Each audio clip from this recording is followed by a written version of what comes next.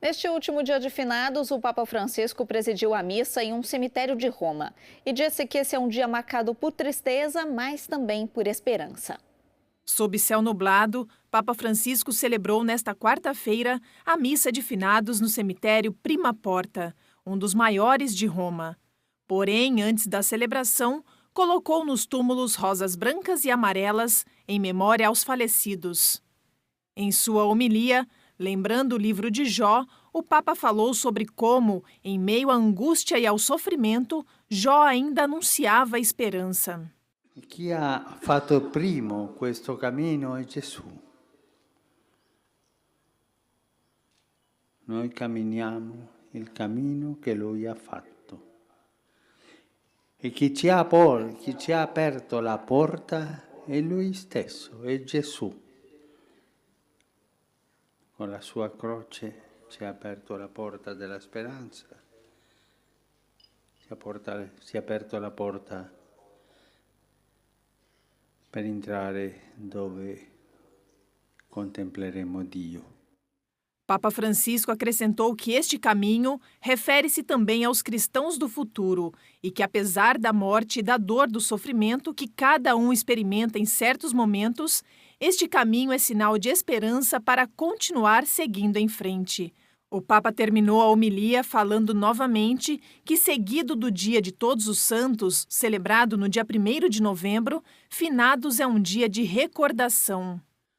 La memoria del passato, dei nostri che si sono andati, e la memoria del futuro, il cammino che noi andremo, con la certezza, ma la sicurezza, quella certezza uscita dalle labbra di Gesù. Io lo risusciterò nell'ultimo giorno. No final da missa, Papa Francisco foi muito aplaudido. Os participantes mostraram gratidão ao pontífice, principalmente este grupo de peregrinos que movimentava pequenas réplicas da bandeira da China. Um pároco de Alepo conta como é a vida na cidade síria mais afetada pela guerra e diz que os cristãos são alvo de muitos ataques terroristas. Há 2 anos, o padre Ibrahim Al-Sabah foi convidado a se mudar para um destino de guerra, a cidade aterrorizada síria de Alepo, onde a vida sob as bombas está se tornando insuportável. Vemos edifícios e casas que são destruídas ou que têm partes danificadas, mas isso não é nada comparado ao que vemos diariamente. Pessoas que são destruídas por dentro por causa desta guerra. Apesar do sofrimento diário, a falta de eletricidade ou de água, de uma nova camada de pobreza que rodeia a todos e da violência que os cerca completamente, Padre Ibrahim diz que a guerra não derrotou a fé dos cristãos em Alepo. O trabalho constante deste sacerdote e suas iniciativas melhoraram a vida do povo Alepo. Ele diz que coisas simples como esta, um encontro para crianças ou a distribuição de comida para as famílias, são poderosos sinais de esperança. Não somos capazes de gerir a crise, mas como igreja, tentamos dar uma mão, dar o melhor de nós mesmos, oferecer alívio e iluminar a cruz do povo. Onde havia uma comunidade de cerca de 300 mil cristãos, estima-se que agora há apenas cerca de 30 mil. Eles sofrem a ferocidade da guerra como o resto dos sírios. No entanto, eles têm sido alvo de ataques pelo simples fato de serem cristãos. Quando uma igreja é atacada durante a missa dominical no momento agitado da comunhão e a cúpula é bombardeada para derrubar todo o telhado e matar centenas de pessoas, não é por acaso. Há ataques em que sentimos que os cristãos são o alvo. Em poucos dias, o padre vai deixar a Europa e retornar a Alepo, provavelmente a cidade mais perigosa do mundo. Mas nem ele, nem muitos outros religiosos pretendem partir. É maravilhoso saber que 99% dos sacerdotes católicos e de ritos orientais permaneceram com seu povo, com seu rebanho e não os abandonaram, e eles poderiam ter deixado facilmente. Padre Ibrahim pede orações pela Síria e um compromisso com a paz e o diálogo da comunidade internacional.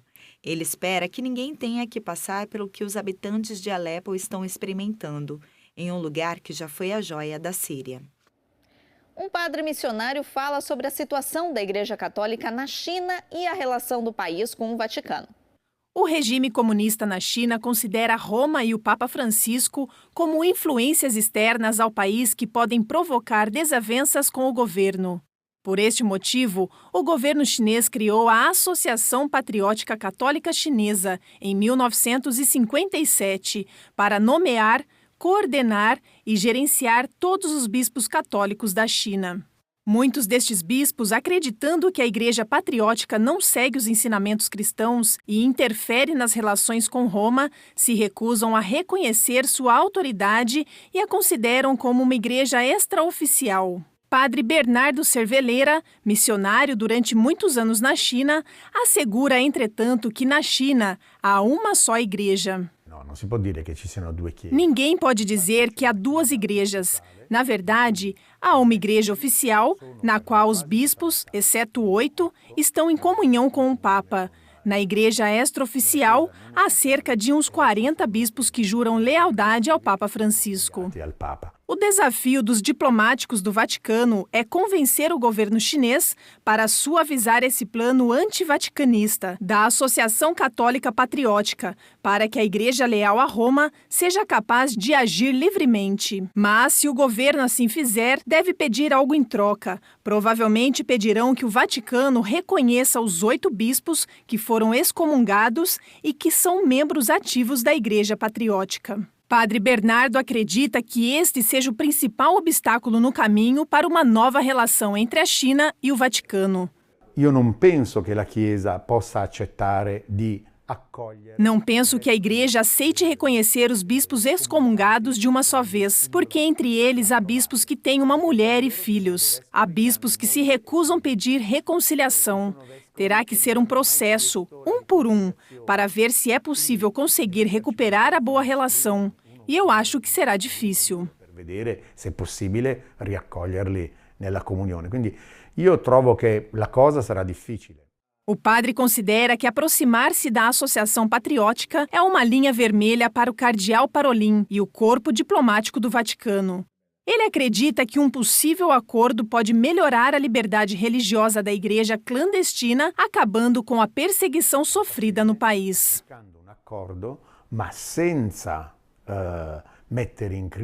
A Santa Sé está buscando um acordo que não ameace a doutrina católica e que, ao mesmo tempo, proteja os bispos. Além disso, querem que os prisioneiros sejam libertados. Isto me faz pensar que o cardeal Parolin não quer vender a fé católica à Associação Patriótica Católica Chinesa, mas sim cooperar com o governo para que a China dê liberdade religiosa para a igreja. Cerca di cooperare con il governo per una migliore libertà religiosa della Chiesa. Recentemente, houve um pequeno, mas significante gesto que poderia significar um grande passo no caminho das negociações entre o Vaticano e a China. Papa Francisco falou sobre esse assunto na viagem de volta do Azerbaijão. Por exemplo, houve uma conferência de 2 dias na Academia de Ciências sobre o Laudato Si. Havia uma delegação chinesa lá e o presidente chinês me enviou um presente. A relação é boa. O presente que o Papa Francisco se referia é uma réplica de estela nestoriana, um símbolo do cristianismo na China. Na cultura chinesa, um presente é uma mensagem e, neste caso, isso parece muito claro. Daqui a pouco você vai ver a homenagem dos húngaros ao Papa Francisco pelo Ano da Misericórdia.